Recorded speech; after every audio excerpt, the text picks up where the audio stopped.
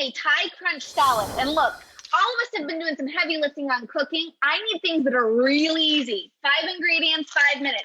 So we got the backbone of the recipe. We're going to use an Asian salad kit. A really good one. I like this because it's got cabbage. It's got some cilantro in there. It's got almonds. It's got some cashews.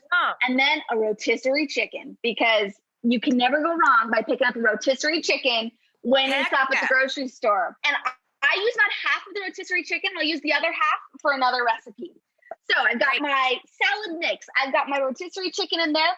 Now, when it comes to these salad mixes, you'll want to be aware that lots of times they give you a little too much dressing. So just add it sparingly, and you can always add more if you think you need it. Next, I'm going to add some edamame.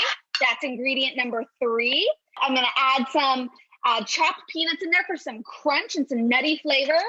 And I'm going to add some avocado in there for some good fats and some creaminess. So that is 1, 2, 3, 4, 5.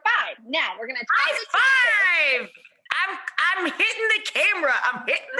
Right. And look, I got some bonus ingredients. So if you want to up level your recipe, but remember these salad kits, lots of times they come with a crunchiness on top.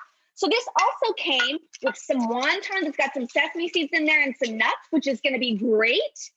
And then last but not least, I like to make a peanut sauce and keep it in my fridge and have it on hand. And so I'm just going to hit this with a little peanut sauce over the top. It's not necessary.